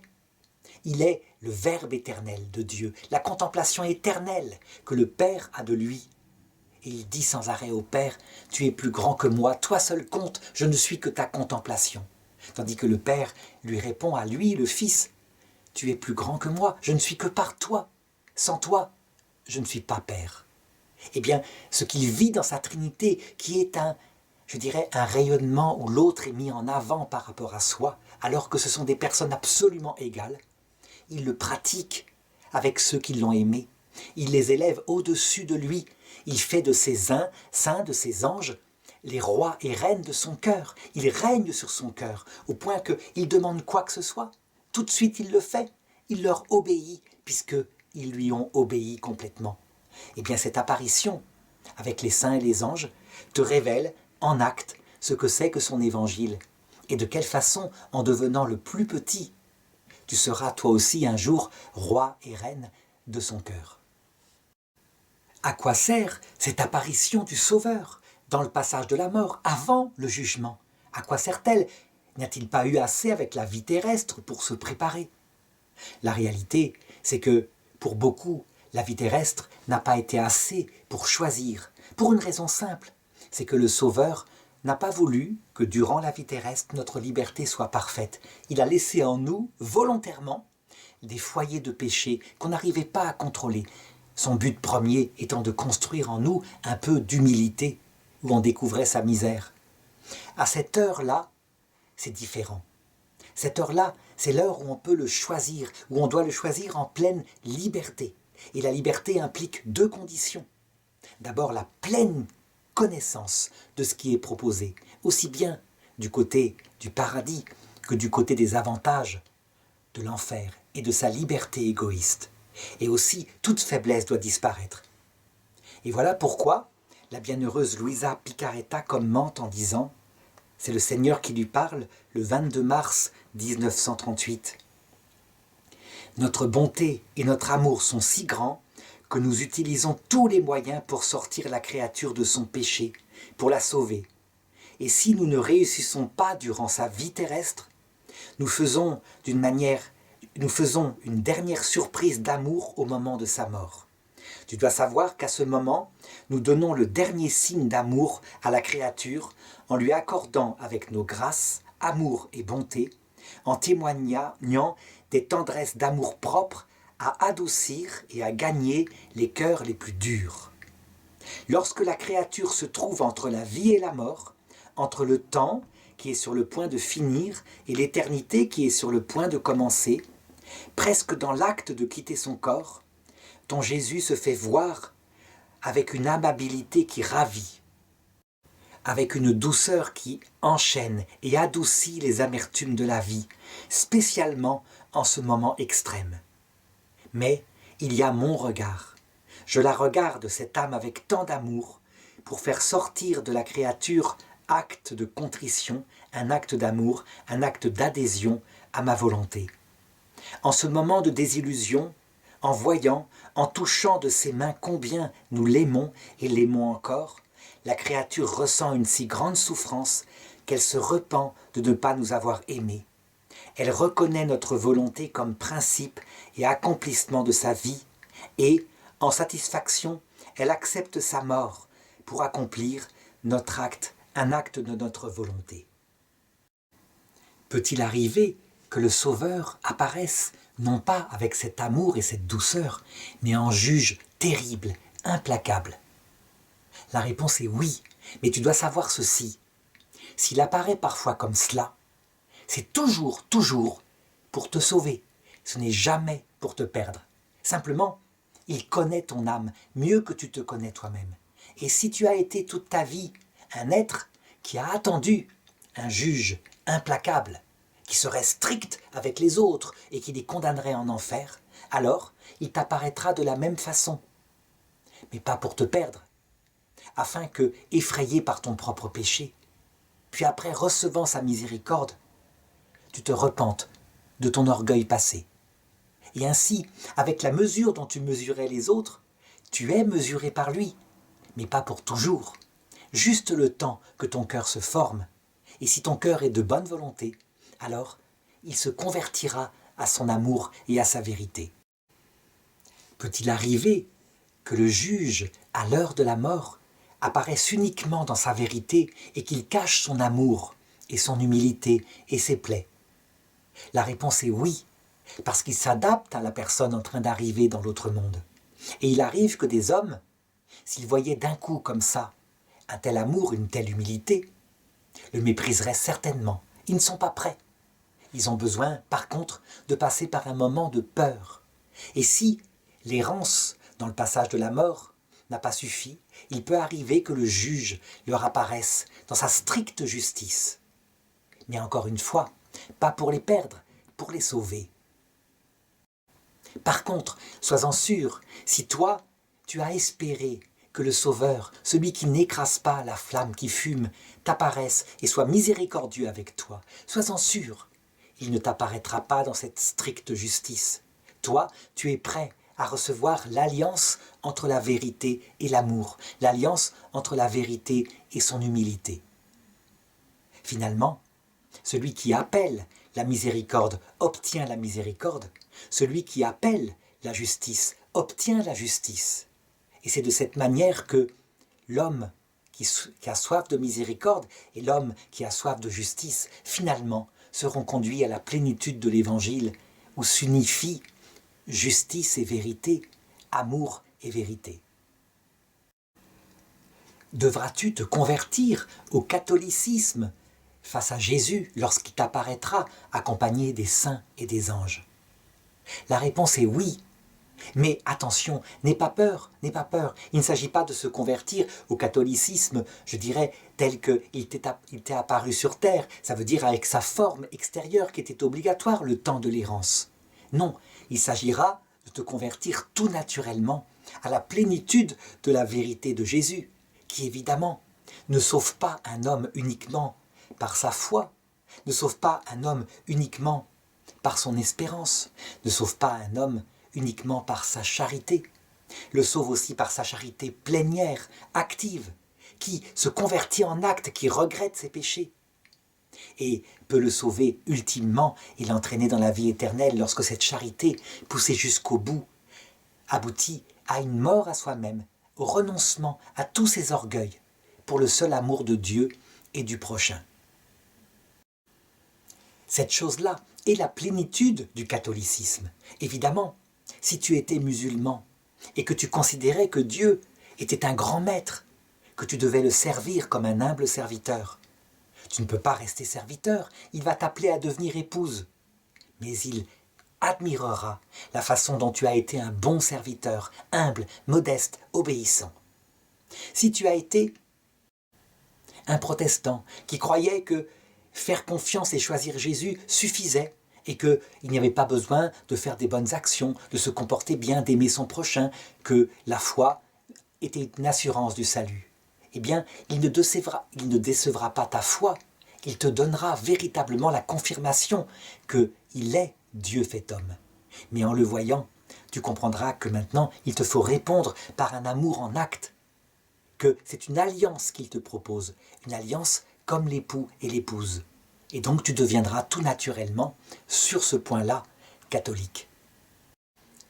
Si tu étais orthodoxe et que tu avais gardé la plénitude de la tradition avec le rôle des saints et des anges, eh bien, quand tu verras que la Vierge Marie est vraiment montée au ciel avec son corps, qu'elle était vraiment Immaculée Conception, quand tu verras que tous les dogmes catholiques de cette Église séparée de toi en 1054 étaient vrais, parce que, portés par l'Esprit Saint, eh bien tu te réjouiras en disant « D'accord, ils avaient la plénitude des moyens du salut, mais ne t'inquiète pas, tu avais gardé l'essentiel, le Christ, vrai Dieu fait homme, accompagné de la communion des saints. »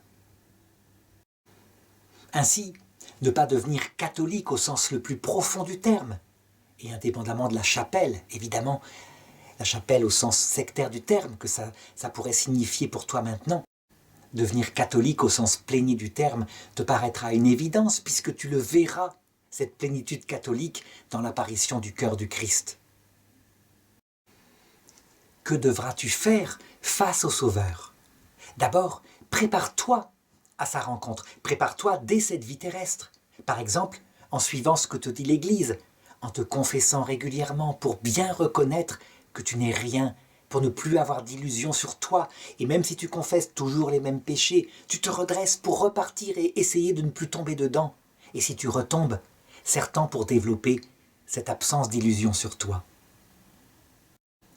Deuxièmement, en l'aimant de tout ton cœur, parce qu'il t'a fait un tel salut, et en aimant ton prochain en acte, pas seulement en parole, mais par des actes, parce que l'amour, ce n'est pas un sentiment, ce sont des actes qui veulent le bien à autrui, et d'abord à ses frères. À l'heure de ta mort, lorsque tu arriveras dans le passage et avant de le rencontrer, mets-toi à genoux dans ton âme. Attends-toi à devoir découvrir sur ton âme des horreurs quand tu verras sa lumière. Attends-toi à découvrir des péchés auxquels tu n'as même pas pensé. Et prépare-toi déjà, quand tu vas les découvrir, à les reconnaître et à demander pardon. Si tu arrives à genoux, il te relèvera. Si tu arrives sûr de toi, fier de tes bonnes vertus en les mettant en avant, et elles sont réelles, alors tu devras être abaissé. Non pas que le Sauveur veuille t'abaisser pour te dominer, mais parce que personne ne peut voir Dieu sans être tout humble et tout amour. J'insiste beaucoup sur cette attitude de repentir, le fait d'arriver à genoux, d'arriver prosterné, d'arriver serviteur, inutile. Mais parce que, ne t'inquiète pas, en ce qui concerne l'amour, il va le réveiller en toi. Quand tu le verras, tout va s'enflammer, comme du papier sec qui était fait pour prendre feu face à lui. Et là, en le voyant, si tu es humble, alors tu l'aimeras immédiatement de tout ton cœur, de toute ton âme, de toute ta force. L'homme humble ne peut résister à un tel amour. Par contre, attention à l'orgueil. L'homme orgueilleux peut mépriser un tel sauveur. Que dois-tu faire si tu as peur de ne pas arriver à te reconnaître tout petit lorsque le Sauveur paraîtra? Et c'est la grande crainte que tu dois avoir, ton propre péché, tout l'orgueil de ta vie, qui pourrait t'entraîner dans la révolte contre lui. Si tu as peur de toi et peur de ton péché, tu as raison, tu es sage, tu es lucide. Et donc, lorsque tu arrives à l'heure de ta mort, appelle Marie, appelle sa mère. Jamais on n'a entendu dire qu'une personne qui a fait appel à la mère du Sauveur, à la Vierge Marie, ait été abandonnée d'elle. Son cœur maternel viendra t'aider, te convaincre de te mettre à genoux, de te préparer par l'humilité à la grande rencontre. Et appelle aussi ta maman, ton papa, s'ils sont au ciel, appelle tous les saints que tu as préférés, ton ange gardien, ils viendront. Et le ciel entier t'aidera pour te préparer à cette grande rencontre, celle avec ton juge. Est-il vrai que tu vas devoir rencontrer Lucifer dans le passage de la mort? Eh bien, la réponse est oui, tu vas devoir le rencontrer. Sur la terre, tu as déjà eu l'expérience de ces anges révoltés, mais uniquement à travers la surface de leur comportement. Ils t'ont tenté par des choses qui ne les intéressent pas du tout, par de la poussière. Ils en ont mangé de la poussière pour te tenter. Et la poussière, c'était les plaisirs charnels, égoïstes, c'était les vanités, briller devant la foule, c'était l'argent qui te rassurait et qui était pour eux comme de la poussière du sol. Ils t'ont tenté sans arrêt pour te rendre égoïste, pour essayer de développer en toi l'amour égoïste de toi, espérant que, à ce moment qui est l'heure de la mort, qui sera leur moment, le moment ultime pour eux, tu les suives dans leur révolte. La raison pour laquelle tu dois le rencontrer, c'est que le Seigneur te veut libre. Jamais il ne te forcera à l'aimer. L'amour, sa condition, c'est qu'il doit être libre, parfaitement lucidement choisi. Et aussi, je dirais, sans violence. Tu dois donc avoir un autre choix au cas où tu voudrais te détourner de ton Sauveur. Et un choix cohérent, un choix qui puisse combler, si tu détestes le Christ, ton amour de toi. Tu te demandes peut-être où est-ce que cette annonce, cette rencontre avec Lucifer est annoncée dans l'Écriture. Eh bien regarde 2 Thessaloniciens chapitre 2, verset 1, comment saint Paul t'avertit. Nous vous le demandons, mes frères, à propos de la venue de notre Seigneur Jésus-Christ et de notre rassemblement auprès de lui. Ne vous laissez pas trop vite mettre hors de sens ni alarmer par des manifestations de l'Esprit Saint, des paroles ou des lettres données comme venant de nous et qui vous feraient penser que le jour du Seigneur est là. Que personne ne vous abuse d'aucune manière. Auparavant doit venir l'apostasie. Se révéler l'homme impie, l'être perdu, l'adversaire, celui qui s'élève au-dessus de tout, ce qui porte le nom de Dieu, et celui qui reçoit un culte allant jusqu'à s'asseoir en personne dans le sanctuaire de Dieu, se produisant lui-même comme Dieu. Vous vous rappelez, n'est-ce pas, mes frères, que quand j'étais encore auprès de vous, je vous l'avais déjà dit. Et vous savez ce qui le retient maintenant, c'est être perdu, de façon qu'il ne se révèle qu'à son moment. Dès maintenant, oui, le mystère de l'impiété est à l'œuvre, mais que seulement celui qui le retient soit d'abord écarté, alors l'impie se révélera, et le Seigneur le fera disparaître par le souffle de sa bouche, l'anéantira par la manifestation de sa venue. Qu'est-ce qui le retient d'apparaître? Eh bien, c'est la puissance du Seigneur. Parce qu'il n'est qu'un ange révolté. Et ce n'est que quand le Seigneur lui autorise à apparaître qu'il apparaît. Et ça se passe à l'heure de la mort. Comment va se produire cette apparition de Lucifer? Est-ce que ce sera uniquement dans l'esprit? Est-ce que ce sera visible? La réponse est qu'elle doit être parfaite, son apparition, aussi parfaite que celle du Seigneur. Il aura le même temps, la même puissance pour parler à ton intelligence et à ton cœur et pour te convaincre de son projet. C'est justice. Il ne saurait être permis par le Seigneur que lui ait toute la puissance des 3 ans et demi de sa prédication et que Lucifer en ait moins. Non, parce que, en fin de compte, c'est toi, sois porté par la grâce, qui ira vers le Christ, porté par la puissance de son apparition, qui correspondra à ton cœur profond. Sois toi, porté par ton orgueil et ton égoïsme, qui devra suivre Lucifer dans sa révolte contre Dieu. Pourquoi cela? Parce que il n'y a pas de personne humaine qui s'engage soit dans un amour, soit contre un amour, s'il n'y a pas de liberté. Comment procédera Lucifer pour t'entraîner auprès de lui dans sa révolte contre Dieu? Tu dois savoir qu'il utilisera 2 moyens. Peut-être que le premier seulement suffira, mais que s'il ne marche pas, il utilisera les 2 moyens.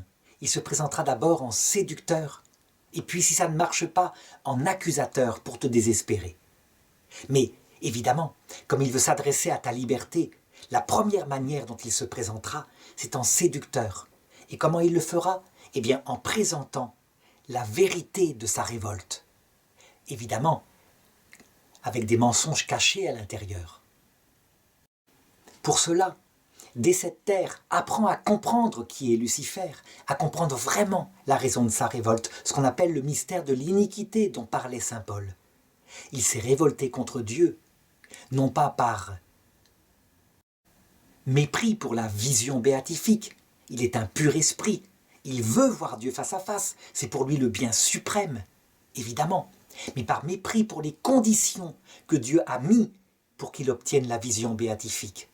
Quand Dieu lui a révélé qu'on ne pouvait pas voir Dieu sans l'aimer et sans se faire tout humble jusqu'à renoncer à soi-même, sinon on ne supporterait pas la vision béatifique. Il s'est révolté. Il s'est révolté parce qu'il a compris que c'est le plus petit qui serait le plus grand dans l'éternité face à Dieu. Et dans son orgueil, il n'a pas voulu de cela.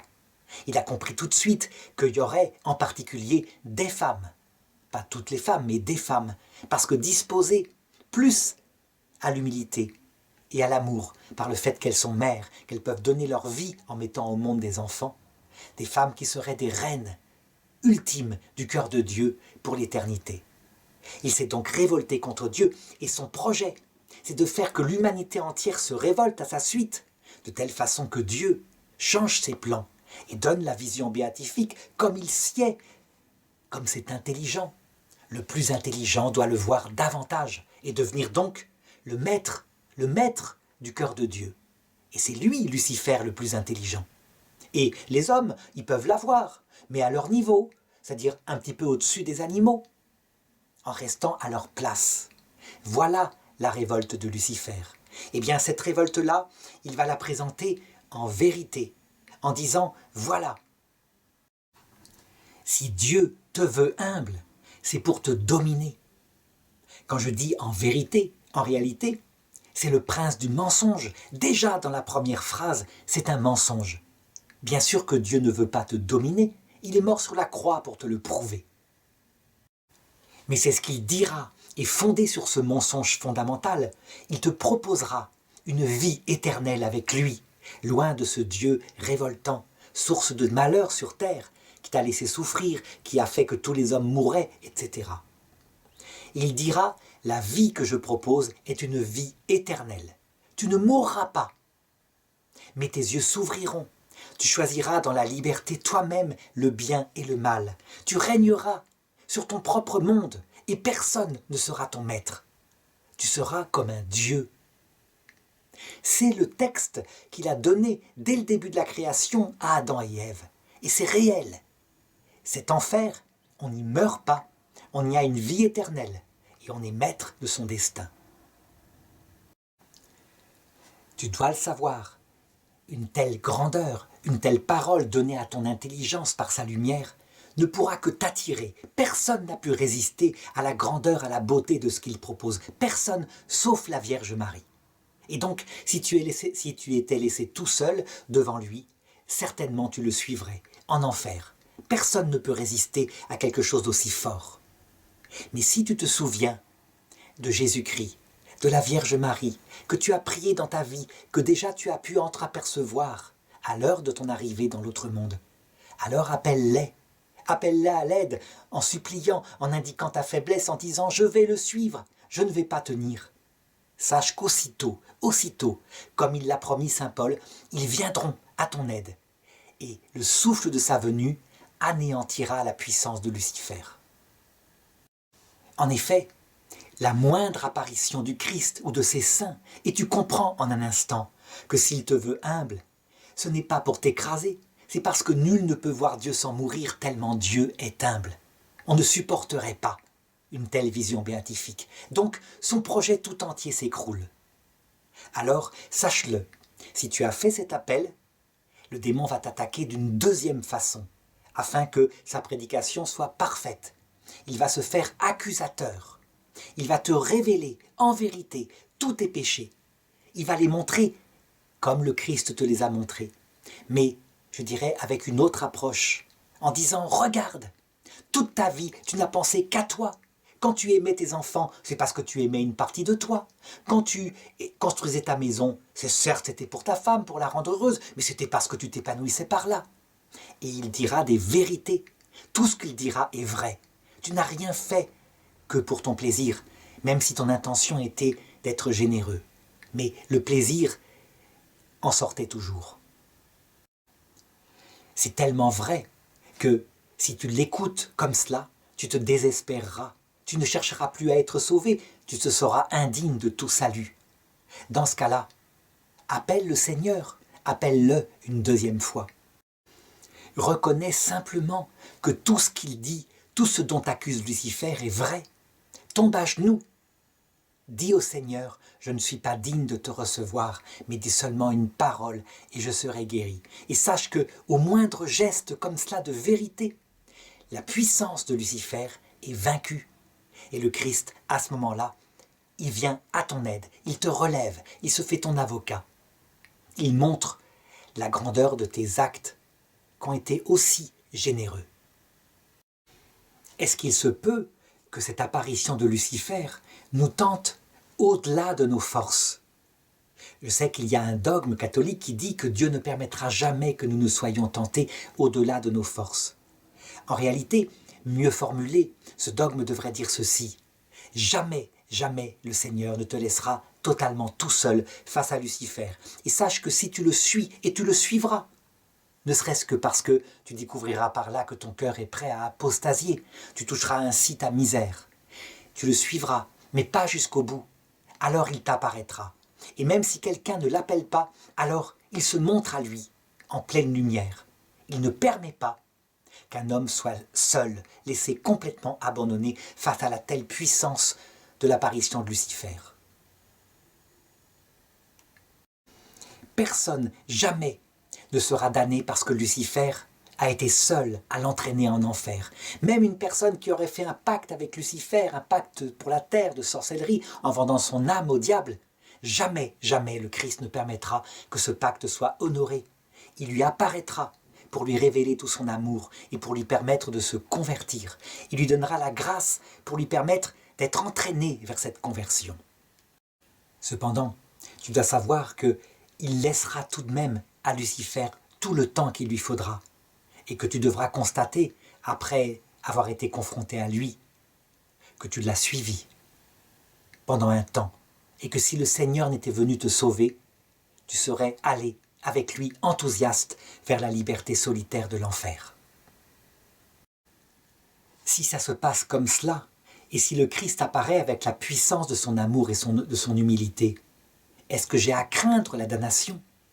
Est-ce que j'ai à craindre l'enfer? Eh bien la réponse est oui, je dois craindre l'enfer. En effet, ce n'est pas le Christ qui me mettra en enfer, mais je peux me mettre en enfer à cause de mon orgueil. Certains disent, le Christ est tellement puissant, qui pourrait résister à un tel amour? Ils se trompent. Des hommes qui n'ont pensé qu'à eux toute leur vie, qui ont entretenu, à travers les biens de la terre, égoïstement choisis, les plaisirs, les vanités, les richesses, un développement permanent de leur égoïsme, et de leur orgueil et de leur certitude d'être les meilleurs. Des gens qui ont résisté au passage de la mort parce que peut-être elle s'est faite rapidement. Des gens qui ont résisté au temps de Sheol parce que peut-être leur orgueil était plus fort que tout. Lorsqu'ils voient le Christ avec un tel amour, ils le méprisent de tout leur cœur, instantanément. Il ne correspond pas à ce que leur âme a cherché toute leur vie. Et Lucifer n'a pas besoin de se faire leur accusateur. Il lui suffit à Lucifer de leur présenter l'enfer, et ces hommes-là se rendent compte que c'est ce qu'ils ont cherché toute leur vie. Ainsi l'arbre tombe du côté où il penche. Le ciel ne cesse de mettre en garde en disant qu'ils sont nombreux ceux qui se perdent. Évidemment, tu dois savoir que la puissance du Christ, la puissance de ce qu'il va révéler comme amour, aura une force sur ton cœur absolument énorme pour le pousser à se repentir. Donc aie confiance dans le Christ, sa puissance est forte, mais n'aie pas confiance en toi. Tu pourrais même résister au Christ. Et voilà comment Sainte Faustine raconte ces événements. Elle dit ceci: « Mais horreur, il est certaines âmes qui, face à cette grande lumière, la méprisent librement et volontairement, et se tournent vers la liberté que présente Lucifer.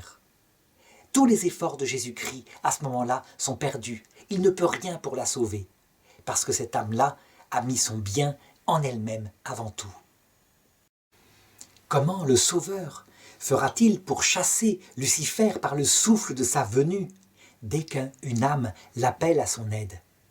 Eh bien simplement par la manifestation de son amour et de son humilité. Il faut se souvenir que la base de la révolte de Lucifer est un mensonge. Il veut garder sa place de premier, il n'a aucun sens de l'honneur de Dieu, et il ment en disant que Dieu veut nous dominer, et que c'est pour cela que toutes les souffrances ont frappé la terre, par ce Dieu terrible qui voulait rendre l'homme petit pour ne pas être dominé par lui.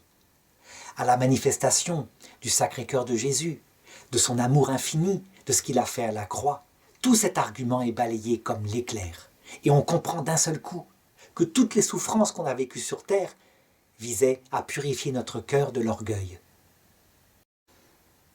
Dans son apparition aussi, l'enfer se révèle en toute vérité. Ça veut dire que Lucifer, il le présente du côté du choix premier qui est fait. Et effectivement, c'est l'amour de soi poussé jusqu'au mépris de Dieu et du prochain. Mais ce que va révéler le Christ, ce sont les conséquences de ce choix, conséquences immanentes, qui ne viennent pas du fait qu'on manque de quoi que ce soit matériellement en enfer. Au contraire, on ressuscitera, on retrouvera en enfer un corps parfait et immortel, mais qui vient du fait qu'une vie de milliardaire, comblée de tous les biens matériels, avec un cœur orgueilleux, qui est le maître de son monde solitaire, qui méprise tous les autres et qui ne voit pas Dieu face à face, une vie éternelle comme cela, eh bien, tout ce que décrit l'Écriture est vrai. D'abord, c'est une vie en feu, parce que son âme, faite pour voir Dieu face à face, ne le voit pas. Et l'âme est donc vide, ce qui explique pourquoi les démons et les damnés réclament la vision béatifique, et la réclament à leurs conditions. Deuxièmement, ce sont des grincements de dents, à cause de la rage de voir ceux qui sont tout humbles et qui sont au paradis et qui sont comblés de bonheur, un bonheur qu'on n'a pas soi-même. C'est le ver rongeur du remords, non pas parce qu'on regrette son péché, loin de là, jamais, jamais.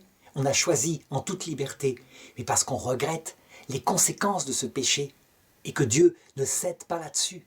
Mais Dieu ne peut pas donner sa vision béatifique à quelqu'un qui la convoite par convoitise. Il ne la donne qu'à ceux qui la désirent par amour, comme dans un mariage. Est-ce qu'il arrive que le Christ présente l'enfer uniquement du côté de ses inconvénients, les souffrances terribles, la solitude, la haine qu'on les damnait les uns pour les autres, etc. Donc sous la forme d'un enfer tel que le présentait Dante? La réponse est oui. Le Christ fera cela pour les hommes charnels. Les hommes charnels qui ont peur principalement des tourments physiques, qui ne comprennent pas que l'enfer, c'est d'abord l'amour de soi poussé jusqu'au mépris de Dieu et que les tourments ne sont que des conséquences dans une âme vide. Ces hommes-là, pour leur faire comprendre, eh bien, Dieu adapte sa pastorale et leur présente l'enfer de manière charnelle. Et ça provoque en eux le commencement de la sagesse. Ils réfléchissent et ils peuvent s'amender. Mais il faut savoir qu'à l'heure du jugement, cette présentation-là n'est plus de mise. Ce n'est plus le moment.